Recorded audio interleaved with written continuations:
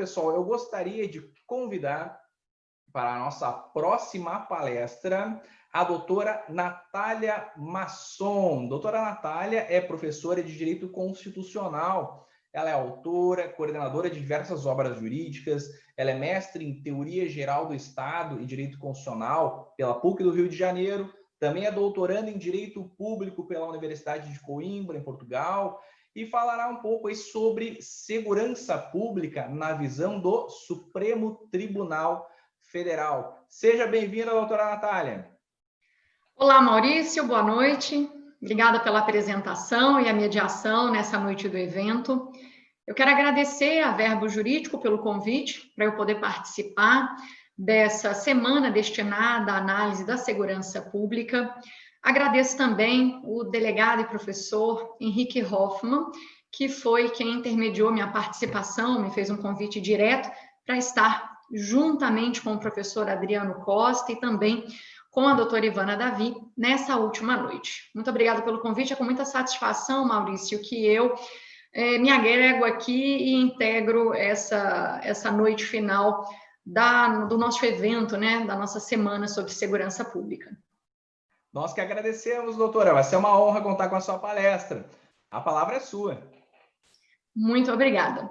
Bom, boa noite a vocês que estão acompanhando este evento. Espero que também já tenham assistido a excelente palestra que foi proferida pelo caríssimo Adriano Costa. Adriano, eu lhe acompanhei desde o início.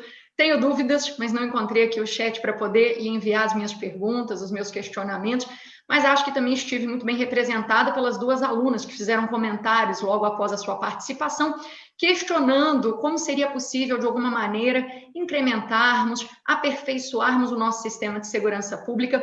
Esse é um debate essencial, nevrálgico para o Estado brasileiro.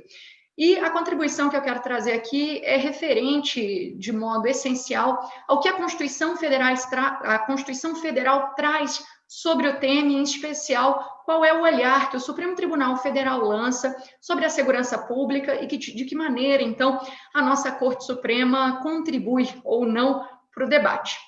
Eu começo esclarecendo para os alunos que estão nos acompanhando que a nossa história constitucional sempre teve referências à segurança pública, mas referências muito difusas. Se você olhar desde a nossa primeira Constituição Histórica, que é aquela que fundou o nosso Estado Nacional, em 1824, passando pela primeira republicana de 1891 e todas as republicanas subsequentes, sempre tivemos referência à segurança pública, mas sempre de modo muito difuso.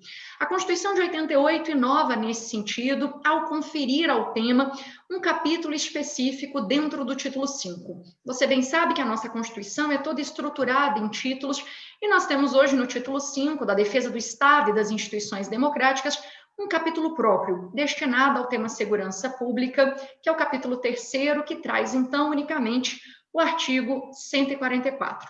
Por que a nossa Constituição de 88 fez isso? O que a leva, sem dúvida, a ganhar destaque, não só na nossa história constitucional, mas também se compararmos com o direito internacional. Porque, perceba, numa análise com o direito comparado, nenhuma outra Constituição tem um tratamento em capítulo próprio para a segurança pública como a nossa possui. Então, ela também se destaca nesse sentido. As Constituições que foram inspiração, modelo para podermos estruturar nosso documento constitucional de 88, em especial a portuguesa de 76 e a espanhola de 78, elas não possuem capítulo próprio estruturado de maneira esquematizada, organizada, como é o nosso capítulo 3 do título 5, né? Então, enfim, qual é, primeiro, essa consequência central de termos constitucionalizado o assunto? Nós retiramos o assunto do âmbito político e impedimos com isso que ele seja tratado exclusivamente pelas instâncias políticas tradicionais, que são os poderes executivo e legislativo, em que pese termos uma ingerência na matéria muito intensa por parte dessas instâncias políticas ordinárias, e o professor Adriano Costa mencionou isso na fala dele, na palestra dele. O fato é que, ao constitucionalizarmos este tema, segurança pública, nós tornamos também a matéria segurança pública passível de judicialização. Por quê? Porque todas as pretensões referentes à segurança pública passam, então, a se tornar pretensões judicializáveis, porque existe um direito, então, fundamental à segurança. Não pense que a previsão que temos no artigo 5º, lá no caput, sobre segurança, seja referente propriamente a isso. Em verdade, ali naquele caput, estamos tratando de segurança jurídica, mas a segurança pública é direito fundamental, em especial pela previsão do artigo 6º.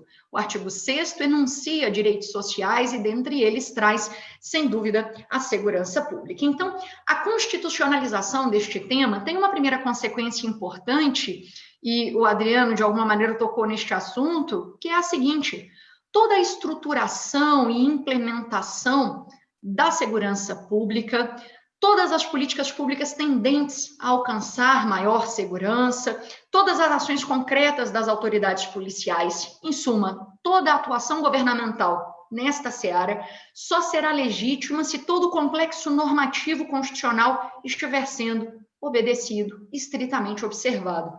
Isso significa que os direitos fundamentais serão sempre barreiras oponíveis à atuação de todos os órgãos de segurança pública, também o princípio democrático e, igualmente, o princípio da dignidade da pessoa humana, que é um centro, um vetor axiológico para podermos ler todo o demais corpo constitucional. Enfim, então, ao constitucionalizar o assunto, todas as ações, toda a atuação governamental deve ser compatível, absolutamente sintonizada e harmônica com o nosso complexo e completo sistema normativo constitucional, tá? Então, eis um primeiro detalhe. Pelo princípio da unidade da Constituição, eu não consigo interpretar institutos em tiras. Então, eu não estudo segurança pública sem pensar exatamente em todo o restante estrutural que a Constituição traz sobre o assunto. A constitucionalização, professor Adriano, tem disso. Se é um tema agora constitucionalizado, se é uma estruturação que consta do nosso documento constitucional, ela se submete a toda essa gama aqui de consequências que eu estou mencionando. E é claro que na passagem, né, do período militar que vivenciamos para a redemocratização, que tem como marco central a promulgação desse novo documento constitucional, sem dúvida, constitucionalizamos muitos assuntos, inúmeros assuntos foram constitucionalizados, né? Nossa Constituição é hoje reconhecida como uma das mais prolixas do mundo, justamente por tratar de assuntos que poderiam muito bem estar alocados na legislação infra. Segurança pública como direito fundamental parece-me algo essencial, mas a estruturação das carreiras, a menção de quais são os órgãos componentes, tratar de segurança viária, propor de forma facultativa que os municípios instituam guardas municipais, isso não é considerado matéria essencialmente constitucional. Isso é tema que muito bem poderia ter sido tratado na legislação infra. Por quê? Porque não se refere à organização propriamente do Estado e seu funcionamento. Teríamos previsão disso como direito fundamental, talvez alguma estruturação básica, mas qualquer novo detalhamento pode e deve ser tratado na legislação infraconstitucional. Nossa Constituição menciona a segurança pública em muitos dispositivos. O artigo 6º, o artigo 144 são os mais citados, mas o 21 aparece, de alguma forma temos muitas outras menções espalhadas pelo texto constitucional, e isso se deve, sem dúvida, à circunstância de termos um documento que é absolutamente largo, extenso, analítico, prolixo.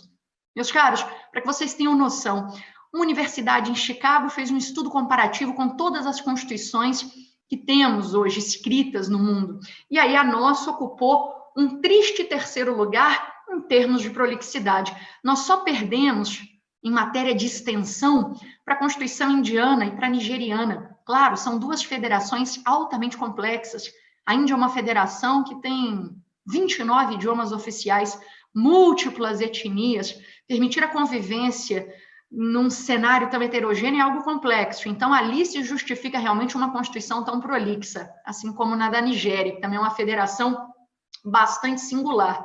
No nosso caso, foi realmente essa nossa emoção de redemocratização que nos impeliu a constitucionalizarmos muitos assuntos. Mas, enfim, este, então, é só o primeiro apontamento consequencial com relação à circunstância de a Constituição de 88 ter firmado a segurança pública num capítulo próprio de um título específico e resolvido efetivamente constitucionalizar a matéria. Mas existe uma segunda consequência, e é realmente o objeto do meu convite aqui para esta noite debatermos. Se você entende que a matéria está constitucionalizada, você precisa, como consequência, compreender que o Supremo Tribunal Federal será o árbitro dos conflitos envolvendo o tema segurança pública. As questões, então, tratando sobre possibilidade de modificação, de estruturação de certos órgãos, a constitucionalidade de entendermos que um órgão pode ou não atuar de determinada maneira, que ele possui ou não atribuição constitucional para agir, para cumprir determinada tarefa, essas questões todas vão, de alguma maneira, desaguar perante a nossa Corte Suprema. Isso é um problema? Bom, enfim, talvez para você analisar se realmente queríamos que todo o debate acerca de segurança pública ficasse firmado no Supremo Tribunal Federal, talvez fosse interessante que conhecêssemos um pouco a realidade das decisões que são proferidas pela nossa Corte Suprema. Para aí, então, você conseguir opinar com relação ao Supremo Tribunal Federal na condição de árbitro dos conflitos envolvendo os órgãos de segurança pública e sua atuação. Para começar, o Supremo Tribunal Federal, diz a Constituição, é uma corte constitucional formada por 11 ministros, dotados de notório saber jurídico e reputação ilibada, todos eles brasileiros natos, maiores de 35 e menores de 65 anos de idade, que são indicados pelo presidente, mas que só podem ser nomeados depois que o Senado Federal, por maioria absoluta, aprova aquele nome. Pois bem, temos então um órgão de cúpula do Poder Judiciário que, para poder ser formado, depende da atuação dos outros dois poderes. A isso, nós damos o nome, no direito constitucional, de sistema de freios e contrapesos. Um poder controla os outros dois e é por eles também controlado.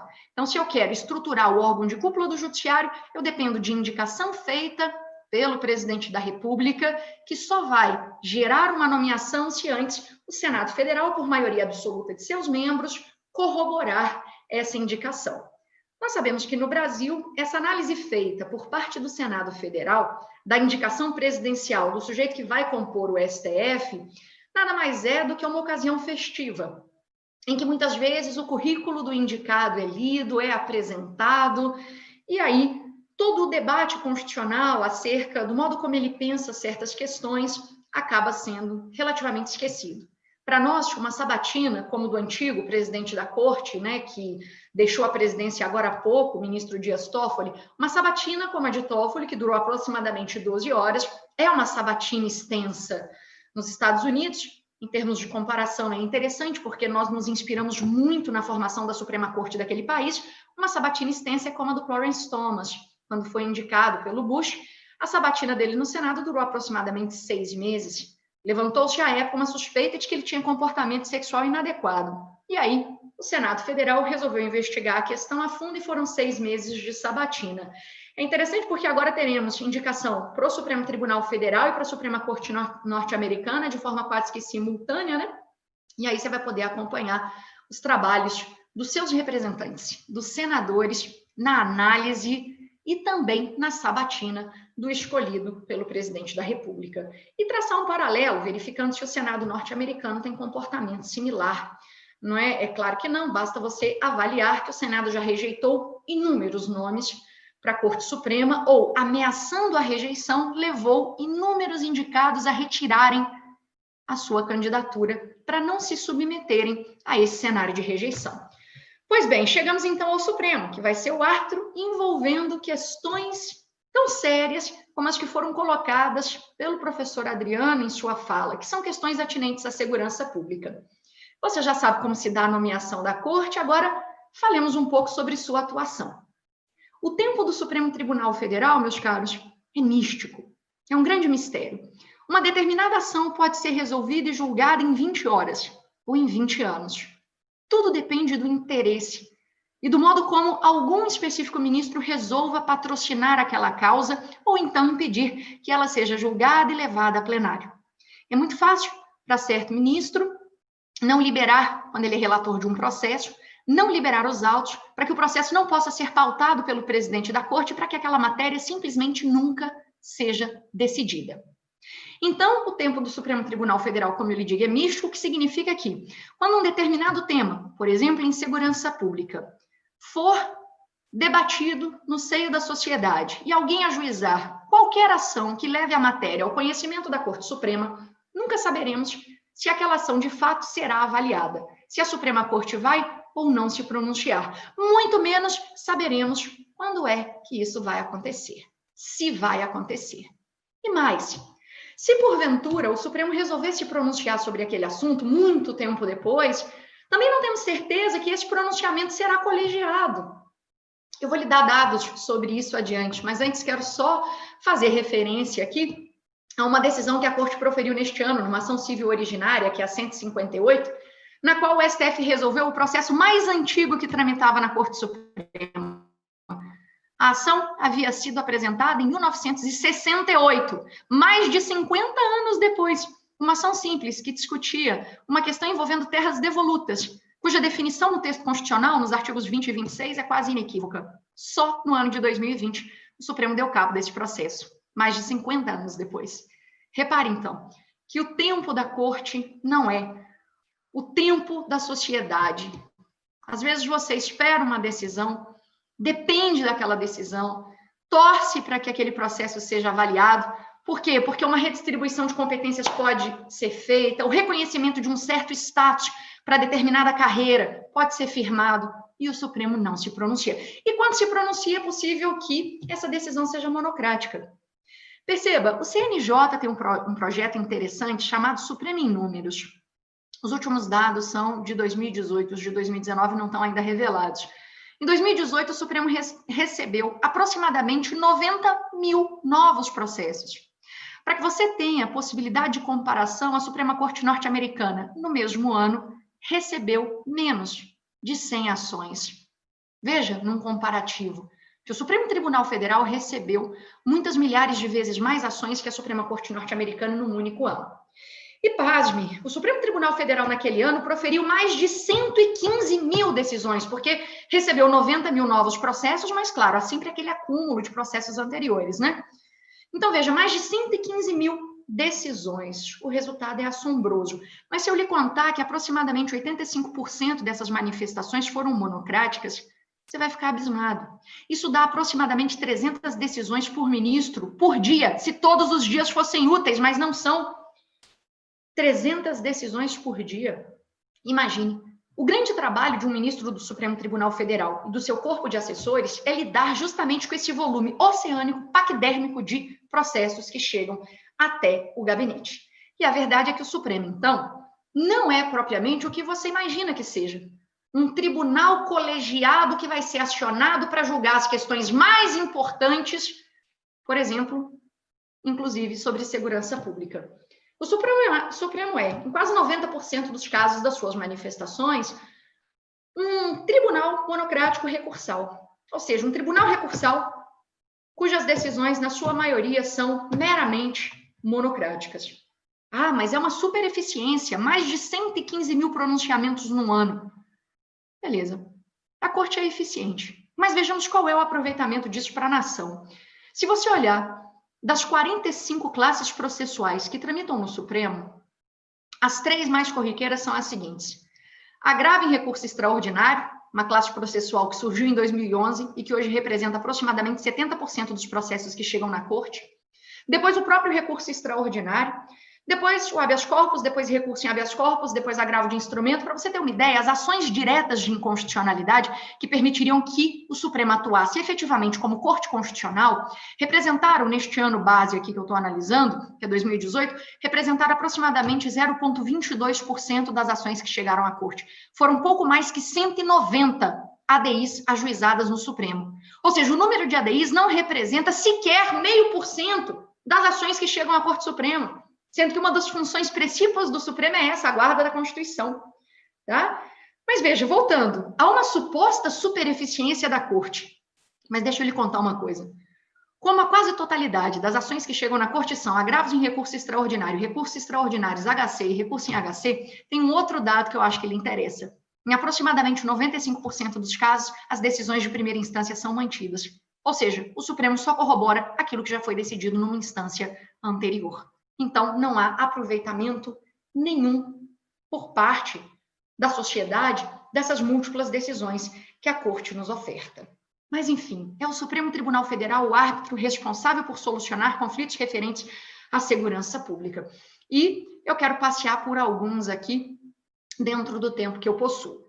Acho que o primeiro é fruto de uma decisão de pano de fundo tributário, mas que pode nos ajudar um pouco a compreender a segurança pública segundo uma concepção específica. Porque durante os trabalhos da Constituinte, é possível perceber que duas grandes concepções de segurança pública rivalizavam. E como a Constituição de 88 não conseguiu optar por uma delas de modo detalhado e preciso, o Supremo Tribunal Federal, numa decisão que tem por pano de fundo uma discussão sobre direito tributário, acabou nos fornecendo um norte sobre esse assunto. Então, veja só, as duas concepções que rivalizavam eram a seguinte: olharmos a segurança pública enquanto, na verdade, uma ideia de combate ao inimigo. Então, a missão institucional das polícias seria sempre uma missão institucional pensada em termos bélicos. Estratégias de guerra, de combate ao inimigo é que seriam pensadas. E lembre-se, numa guerra, medidas excepcionais são sempre possíveis. Contrapondo-se a essa primeira leitura, há uma segunda concepção que vê a segurança pública como um mero serviço público, que vai ser prestado pelo Estado em favor do indivíduo. Não há inimigo a combater, há cidadão a se servir. Essa é uma segunda ótica interessante. Por quê? Porque ela exige o que o professor Adriano Costa mencionou no final da fala dele, já respondendo às perguntas. Ela exige exatamente que essa noção pura de combate seja substituída por uma ideia de atuação preventiva e ostensiva das polícias. Uma atuação preventiva que seja efetivamente capaz de impedir a prática do crime. Uma atuação na qual haja integração com políticas sociais, com medidas administrativas de redução de riscos, não é? Então, essa é uma leitura, uma concepção de segurança pública que orientou, em alguma medida, a nossa Constituição. Quando, por exemplo, o artigo 144 nos diz, né? Primeiro o 6º, que diz que segurança pública é um direito social, mas o 144 também, quando diz que a finalidade central da segurança pública é preservar a incolumidade das pessoas e do patrimônio. Mas há, de alguma maneira, resquícios dessa primeira concepção de combate ao inimigo, em especial quando a gente mantém uma parte importante da polícia militarizada. Mesmo que as polícias militares estejam subordinadas aos governadores, elas continuam sendo previstas na Constituição como forças auxiliares e reservas do Exército, né? Mas eis que o Supremo, num pronunciamento interessante, que foi da ADI 1942, a cautelar foi julgada em 99, mas o mérito dessa ação foi decidido agora, recentemente, em 2015. Eis que, então, o Supremo foi chamado a se pronunciar sobre uma questão de direito tributário que envolvia o seguinte: será que essa atividade ela pode ser custeada, a atividade de segurança pública pode ser custeada via taxa? É possível cobrar taxa de segurança pública nos termos do artigo 145? O Supremo disse que não, porque a taxa é uma espécie de tributo adequada quando estamos diante de um serviço público que é divisível, que pode ser individualizado. E aí, neste caso, a cobrança, a tributação incide mais especificamente em cima daqueles particulares que efetivamente demandem uma atuação governamental.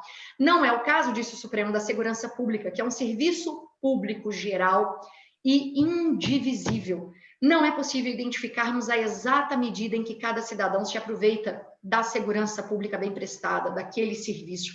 Então, por isso, disse o Supremo, ele tem que ser mantido por uma outra espécie tributária, por impostos e nunca por taxas. E isso significa o quê? Isso significa, então, que o Supremo, ao menos nessa ADI, que é a 1942, e veja que de um modo bastante tardio, porque a cautelar foi concedida em 99, o mérito só foi resolvido em 2015, lembre-se sempre disso. O tempo do Supremo não é o tempo da sociedade, é algo místico. Tem que haver algum interesse para que o presidente da casa resolva pautar aquele processo e submeter a questão à decisão da nossa Corte Suprema, não é? E, enfim, às vezes a decisão é pautada, a ação é pautada, o Supremo não tem tempo naquela tarde, na sessão plenária, de analisar, e aquela ação simplesmente desaparece. A gente fica sem saber se algum novo dia ela vai ser pautada ou não. É tudo realmente um grande mistério, né? E uma grande arbitrariedade, são muitos absurdos. Mas nessa ADI 1942, então, cujo julgamento foi finalmente concluído em 2015, o Supremo nos trouxe essa ideia de que segurança pública é sim um serviço público. Não estamos combatendo inimigos, estamos prestando um serviço público, estamos atendendo, estamos servindo o cidadão, você, tá bem? Essa é uma primeira decisão. Quero lhe mostrar também que em outras decisões o Supremo acaba impactando de alguma maneira na segurança pública, ainda que a questão de fundo não envolva propriamente o assunto.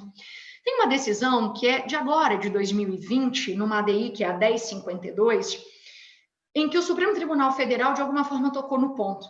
Discutia-se um dispositivo de uma lei do Estado do Rio Grande do Sul que determinou a gratuidade de passagens em transporte coletivo intermunicipal, 2 passagens gratuitas, para policiais militares fardados que estejam ou não em serviço.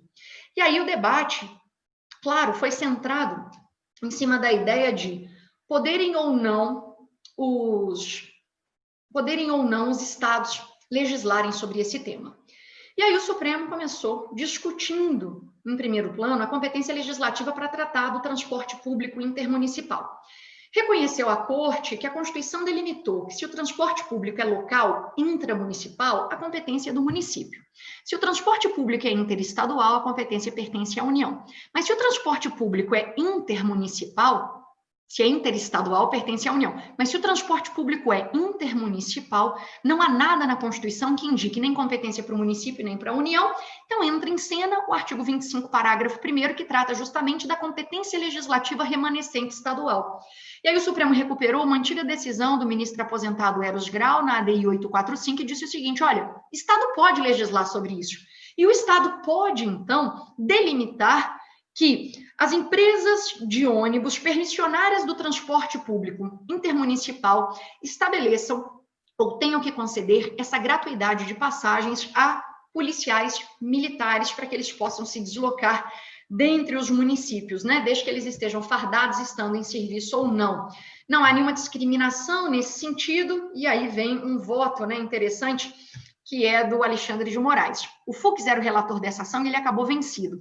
Uma coisa que você vai observar, que as questões que discutem segurança pública, em geral, não são tomadas por unanimidade, as decisões são proferidas por maioria. Há sempre alguém que é voto vencido ali no entendimento, e no final das contas é difícil até estabelecermos qual foi a tese firmada pela Corte. Mas nesse caso aqui em específico, o Fux era o relator e ele disse o seguinte, meus caros, isso aqui não tem nada a ver com segurança pública, nós não estamos facilitando a atuação dos policiais militares. Nós estamos simplesmente criando um compromisso, uma obrigação que não está em contrato para uma determinada empresa privada, que é, na verdade, permissionária de um serviço público. Estamos criando para ela a obrigação de conceder gratuidade de passagens sem conceder, em contrapartida, nenhuma outra benesse. Então, é uma matéria que não toca ao tema segurança pública. E o Alexandre de Moraes, que foi secretário, né, de Segurança Pública aqui em São Paulo, e ele tem uma atuação muito específica na Corte, que, ao meu sentir, é de uma defesa bastante intensa, não é, de prerrogativas de proteção para as classes que clamam algo nesse sentido ao Supremo, que de alguma forma prestam atividade de natureza policial. Ele diz que sim, que de forma reflexa e mesmo oblíqua há um benefício para aqueles que são policiais militares, então a Corte deveria, sim, considerar a constitucionalidade dessa lei.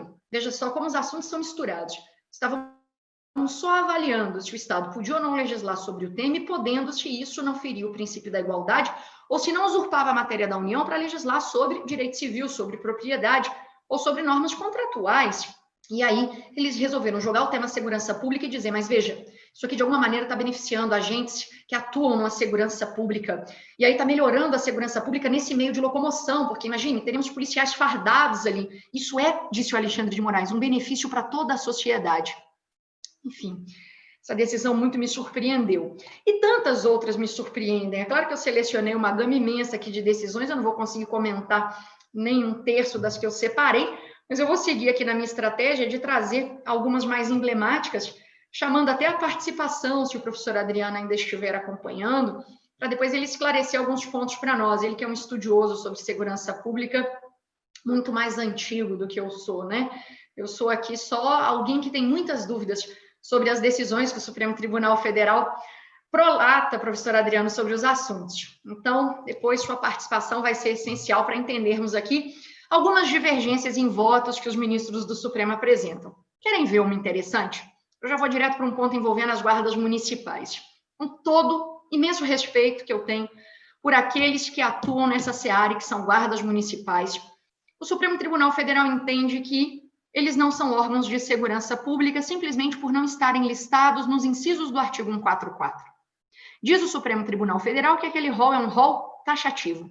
E sendo um rol taxativo, se as guardas municipais, que são facultativamente criadas pelos municípios, se elas não estão listadas naqueles incisos, elas não integram o rol de órgãos que compõem a segurança pública. Aquele rol é taxativo, aquele rol é fechado, aquele rol é números clausos, tá? E mais, pode ser ampliado via emenda? Vimos no ano passado que sim, sem dúvida. Aquele rol é taxativo, o que significa que só é órgão de segurança público que está ali mencionado. Nada impede, no entanto, que o poder reformador, via atividade de emenda, crie novos órgãos e os insira ali no corpo do artigo 144, já estipulando, então, que eles integram a segurança pública. Foi o que a emenda 104 fez em dezembro do ano passado, ao inserir no 144 as polícias penais, federal, estaduais e distrital, responsáveis pela segurança nos estabelecimentos prisionais, que já aguardávamos há muito tempo, porque não havia nenhuma uniformidade no tratamento da carreira. Né? Tínhamos cada estado resolvendo sua questão, uns terceirizando, outros determinando que policiais militares fizessem essa segurança em desvio de finalidade. Não havia uniformidade no trato da questão. E, a bem da verdade, nós sempre soubemos que o problema da segurança pública não se encerrava com o encarceramento desses líderes de facções criminosas. Então, fez muito bem a emenda 104 em criar esses novos órgãos de segurança pública, eu creio, né? Mas as guardas municipais continuam não mencionadas ali. Mas, apesar disso, a proximidade da atividade que eles prestam com a segurança pública é inequívoca, é indiscutível. Mas, mesmo assim, eles não são órgãos de segurança pública. E isso traz dúvida com relação a alguns pontos. Teriam os guardas municipais direitos a, por exemplo, aposentadoria especial? Aquela lei complementar 51 de 85, que trata do servidor público policial e prevê critérios diferenciados para aposentadoria especial. Será que ela se aplica aos guardas municipais? O Supremo foi acionado para poder discutir essa questão num agravo em recurso extraordinário, que é o 1.215.727, em que a Corte acionada disse o seguinte: não, guardas municipais não têm direito à aposentadoria especial. Sabe por quê? Porque a atividade que eles cumprem não é uma atividade de periculosidade inerente. Há riscos, sim, mas os riscos são, disse o Supremo, eventuais. Essa exposição a situações de periculosidade não é constante diária, ela é eventual. Ela não é uma atividade estruturalmente, essencialmente perigosa, por isso eles não têm direito público subjetivo à aposentadoria especial. Uma decisão de primeira instância, aqui em Jundiaí, em São Paulo, conferiu a um guarda municipal o direito à aposentadoria especial pelo artigo 40, parágrafo 4º, inciso 2, atividade de risco, né?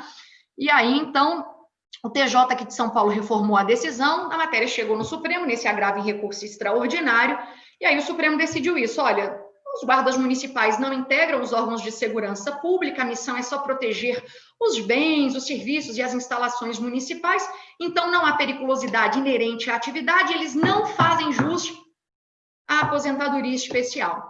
Beleza, mas o Supremo decidiu por maioria.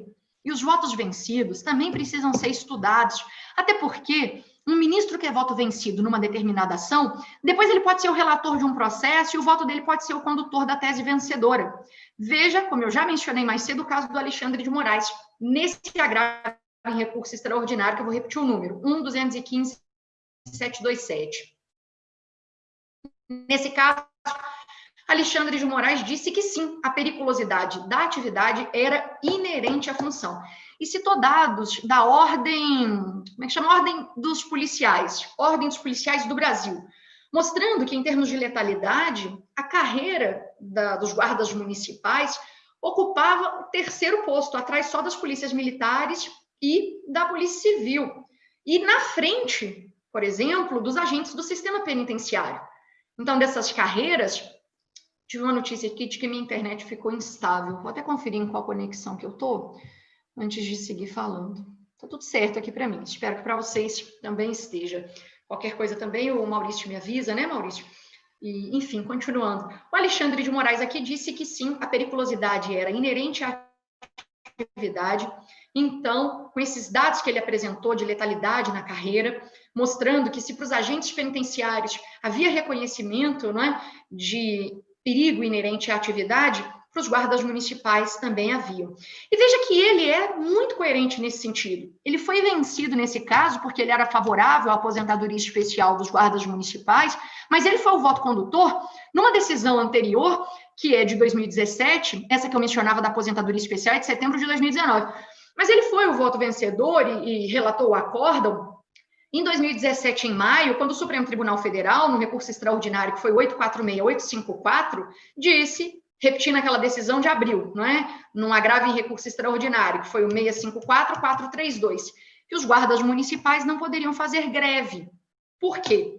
Porque o exercício de greve, de qualquer forma ou modalidade, é vedado a todos os servidores públicos que atuem diretamente na área de segurança pública. A Constituição Federal veda a greve, no 142, parágrafo 3º, para os bombeiros militares, para os policiais militares e para os militares das Forças Armadas. Mas o Supremo, numa interpretação extensiva, considerou que todo o braço armado do Estado não pode, não deve fazer greve. Por quê? Porque, primeiro, se eles paralisam a atividade, eu não consigo substituí-la na iniciativa privada. Segundo, porque eles têm obrigação de intervenção, de realizar prisões em flagrante. Terceiro, porque paralisar essa atividade é paralisar também e afetar, em alguma medida, as atribuições do Ministério Público e do próprio Poder Judiciário, né? Então, não há nenhuma possibilidade de um órgão de iniciativa privada suprir essa atividade de segurança pública e o braço armado do Estado poder fazer greve.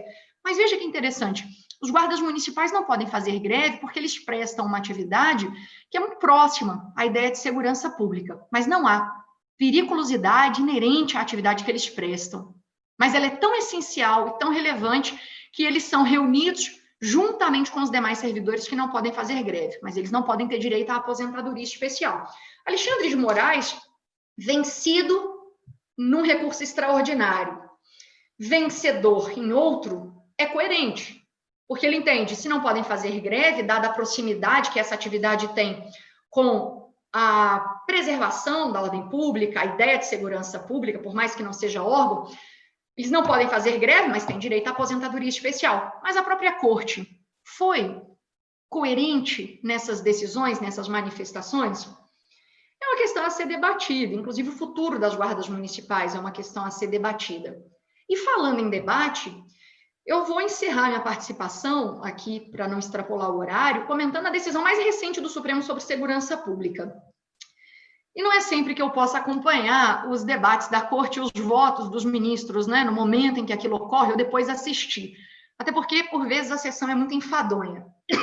Desculpe. Mas a bem da verdade é que essa decisão aqui, ela até merece que você assista os votos de cada um dos ministros e perceba o surgimento de 3 teses diferentes e a inconsistência de todas elas. O Supremo, ao final, não oferta respostas que sejam dignamente precisas, que consigam, então, fornecer para nós algum grau de segurança e previsibilidade de como a Corte vai se posicionar com relação ao tema. Deixa eu explicar, eu estou falando da ADI 2575, tá? Nessa ADI, o Supremo teve que analisar uma emenda do Estado do Paraná que, modificando a Constituição do Estado, trouxe lá a Polícia Técnico-Científica e acabou colocando-a como órgão de segurança pública. 2 coisas são certas. O rol do artigo 144 é taxativo e ele não prevê polícia técnico-científica. Então, polícia técnico-científica não é órgão de segurança pública. Se a Constituição do Estado disser que é, esse dispositivo da Constituição do Estado é necessariamente inconstitucional, porque o modelo do artigo 144 da Constituição Federal é de repetição obrigatória, de observância compulsória para as demais entidades federadas. Então, eis um ponto que não gerou dúvida alguma. É claro que a Polícia Técnico-Científica, o Instituto de Perícias, o que você quiser, não pode ser alocado como novo órgão de segurança pública. Por que que isso não pode acontecer, Pro? Porque colocar um novo órgão no rol de órgãos de segurança pública, lá do artigo 144, isso não pode ser feito pela Constituição do Estado, porque, na verdade, isso gera uma chamada contaminação institucional. Se eu reconheço que um determinado órgão ou entidade auxiliar é órgão de segurança pública, a contaminação institucional, porque todos os reflexos que cercam a entidade que é de segurança pública vão, então, desaguar para essa nova atividade. Por exemplo, eu vou ter que conceder aposentadoria especial, eu vou ter que determinar porte de arma, essas coisas, essas questões, né? E aí o Supremo começou a debater a Constituição do Estado do Paraná e avaliar essa natureza da polícia técnico-científica. O ministro Barroso, no meio da votação, pediu a palavra e disse o seguinte: vem cá, já deu para perceber que todos nós somos favoráveis à tese de que esses órgãos e entidades auxiliares da polícia investigativa, que eles devem ser autônomos, eles devem possuir autonomia. Alguns falavam independência, mas não é a palavra correta é autonomia. E devem ter autonomia mesmo, por quê? Porque eles não podem estar subordinados, por exemplo, ao delegado que está presidindo aquela investigação. Eles têm que ser autônomos e produzir laudos, perícias, que sejam realmente confeccionadas com a necessária autonomia e, enfim, imparcialidade. Então, ele disse, há consenso com relação à autonomia, mas não há consenso com relação à alocação desses órgãos dentro da estrutura de segurança pública do Estado. Estávamos falando do Estado do Paraná, né? Então, Barroso disse o seguinte, a Polícia Técnico-Científica, ela pode existir. Ela é um órgão, uma entidade auxiliar da Polícia Civil, da polícia que faz a investigação, mas ela precisa estar na estrutura da polícia que faz a investigação, sem se subordinar a ela, mas ela tem que entrar dentro de alguma estrutura, em âmbito federal, na Polícia Federal. E aí o Dias Toffoli, e aí também o Alexandre de Moraes e tantos outros ministros discordaram. E aí o Barroso interviu junto com o Fux e disse o seguinte, vem cá, estamos criando então um terceiro gênero.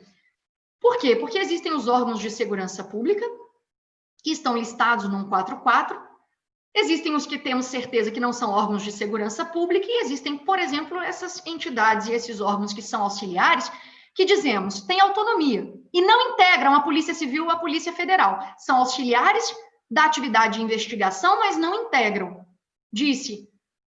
Disseram os ministros. Como é que a gente fica num caso como esse, né? Como é que a gente resolve essa questão? Uma entidade ou um órgão auxiliar como esse precisa estar dentro da estrutura da polícia de investigação ou pode ser um órgão em apartado? Se ele é um órgão em apartado, isso não desborda do artigo 144 da Constituição Federal? Nós estamos criando um terceiro gênero de um órgão, dizendo que, na verdade, né, nós vamos, quem sabe, multiplicar as polícias, algo que a Constituição Federal, sem dúvida, não vai abonar. O Toffoli disse, não importa onde essa estrutura policial vai ser colocada, isso é uma questão meramente administrativa. Mas o Barroso disse, não é preciso saber onde eu vou alocar essas polícias. E, no final das contas, o Supremo decidiu por maioria, tivemos 2 outras teses que ficaram vencidas, mas tivemos 6 votos no sentido que o Toffoli, que era o relator, queria, e no final das contas a questão foi decidida sem o Supremo enfrentar propriamente este ponto aqui, tá? Então, são órgãos que desempenham funções que são auxiliares às polícias, às atividades policiais de investigação, mas podem não estar subordinados, nem à Polícia Civil, nem à Polícia Federal, e fazem parte de que estrutura? Entende? Então, são pontos assim que foram debatidos na ação e que, às vezes, o Supremo não nos responde com a precisão que precisamos, né? Desculpe aqui o teor da redundância, mas com o detalhamento necessário para compreendermos com exatidão qual é a natureza desse órgão, dessa entidade. Enfim, eu vou encerrar minha fala, devolver a palavra para o Maurício, em especial lhe lembrando o seguinte, foi bom que a nossa Constituição constitucionalizasse o assunto e concedesse à segurança pública um capítulo apartado dentro de um título específico. Mas não se esqueça, tiramos o debate na sua essência das instâncias políticas ordinárias e transferimos para o seio do Poder Judiciário, porque tudo que envolve segurança pública é, sem dúvida, uma pretensão judicializável. A matéria vai sempre desaguar no Supremo Tribunal Federal. Quando a Corte vai decidir? Se por meio de manifestações monocráticas ou colegiadas. Se manifestações colegiadas vão ser tomadas por maioria, com inúmeros votos vencidos e conclusões, na verdade, manifestações inconclusivas, isso só a história vai nos dizer. O retrospecto que eu trouxe aqui não é bom, não é muito favorável. Mas, enfim, o futuro está aí para podermos acompanhar. E vocês que seguirão aí na análise da segurança pública, aqui na pós-graduação, da Verbo Jurídico, certamente terão no futuro mais respostas que eu. Muito obrigada e boa noite a todos. Muito obrigado pelas palavras, doutora Natália. O pessoal está comentando bastante aqui, eu já vou passar para algumas perguntas, não é? Tentar privilegiar também o pessoal que está em casa nos acompanhando. E olha só que interessante, a Rafaela Lobato comentou o seguinte, quanto à decisão sobre a descriminalização do porte de drogas pelo STF, seria mais interessante uma decisão voltada às políticas públicas ou meramente política? Qual o impacto prático da segurança pública com essa decisão? Olha, eu acho que essa deve ser uma pergunta para o Adriano, porque ele apresentou na fala dele anterior, ou até para a Ivana, né, que vem a seguir. Mas o que eu poderia dizer sobre isso é que a nossa política de combate, não só ao tráfico de drogas, mas também ao eventual consumo, é uma política falida. Mas o Adriano disse bem, eu também não sou professora de Deus para lhe dizer qual é o melhor cenário, o cenário adequado. Eu posso lhe dizer, individualmente, o que eu penso, e eu sou liberal até o último fio de cabelo. Mas isso para questões que são individuais, não é? Como política de Estado, eu sinceramente não sei qual é hoje, né, uma posição mais robusta, mais sólida para esse combate, não, Rafaela. Mas acho, inclusive, que você, na pós-graduação, vai ter muita oportunidade de discutir isso com os professores. Lembrando que este é um hard case, né? É um caso difícil no direito. E sendo um caso difícil, teremos sempre e necessariamente uma controvérsia moral razoável ao apresentarmos as posições, né? Não vai existir certo ou errado. Simplesmente teses mais robustas que vão prevalecer e vão acabar indicando qual é a política de repressão, de prevenção ou de acolhimento necessárias para esse caso. Tá ótimo, doutora. E aí, agora também a pergunta da Aline Maia. Ela comenta o seguinte: a morosidade do STF é notável. Todavia, quando trata-se de assunto que ganha alguma repercussão midiática, tem se demonstrado um ativismo mais político do que jurídico. Qual seria a sua visão sobre isso? Acho que eu externei isso mais cedo para vocês, minha cara. De fato, o tempo do Supremo é uma incógnita. Questões que têm ampla repercussão social e política podem ser julgadas muito mais rapidamente. Basta que haja o patrocínio de algum ministro, em especial do presidente da corte. Entenda que o presidente ele tem poderes muito amplos, porque ele tem uma coisa chamada poder de agenda. É ele que define quais processos, em tese, ele vai pautar. Isso está mudando um pouco com o plenário virtual, em que qualquer relator pode liberar o processo para pauta. Mas os poderes que estão concentrados na mão do presidente da corte ainda são gigantes. Porque se ele tem o poder de agenda, pense comigo, ele pode ou não pautar uma questão relevante para aquela semana, não é? Ou então ele pode sentar naquele processo, guardá-lo no gabinete e deixar a questão ser temporariamente esquecida pela opinião pública. Então, tem muita coisa sobre o funcionamento do Supremo que, se a gente para analisar, a gente sente ali uma ausência, né, de um primor democrático na tomada de algumas decisões. Tá ótimo, doutora. Muito obrigado. Realmente não tem como apresentar todas as questões, não é? O pessoal comenta bastante, faz várias perguntas. Agradeço o pessoal que perguntou. Agradeço aí as perguntas apresentadas pelo G. Rival. Infelizmente não deu para apresentar a doutora. O Joselito, né? Também a Jéssica. Enfim, muitos outros aí que estão acompanhando, enviando as suas perguntas. Muito obrigado. Agradeço, sobretudo, aí a doutora Natália Masson, né? A doutora que já há um bom tempo nos acompanha aqui nos cursos de pós-graduação, né? Desde longa data. E aí, né, que alegria poder contar com a sua participação também nesse grande evento que o Verbo Jurídico aí está patrocinando e trazendo à comunidade jurídica. Muito obrigado, Olha, doutora. você sabe que quando eu fui convidada para esse evento, a primeira coisa que eu pensei foi: qual a última vez que eu estive lá na sede do Verbo, né? E aí eu fiquei meio curiosa, mas isso aí deve ter o quê? Uns bons quantos anos, né? Que eu não apareço por aí. Tem bastante tempo, né, doutora? Especialmente porque em Porto Alegre, né? 5 ou 6 anos. 5 anos, sabe porque eu tô lembrando agora, a última vez que eu estive aí, quando eu voltei para pegar o primeiro voo de Porto Alegre para São Paulo, um dia de manhã, foi o dia da notícia da prisão do então senador em exercício, Delcídio do Amaral, novembro de 2015. Eu assisti aí, isso né? na TV, muda, embarcando, vendo lá um senador preso, um flagrante delito. O que esse cara aprontou? Passei o voo de São Paulo até São Paulo pensando nisso. Quando desembarquei em Congonhas, corri para ver. Olha para vocês verem, né? Que lembrança. Mas, assim, é com muita alegria que eu estou de volta aqui ao Verbo Jurídico, participando desse evento, né? E devolvo a palavra ao Maurício, porque eu sei que a gente tem que seguir na nossa conversa. Estamos todos, sem dúvida, ansiosos aqui para ouvir a doutora Ivana. Obrigado, viu, Maurício? Um abraço ao Adriano e também meus cumprimentos à doutora Ivana. Valeu.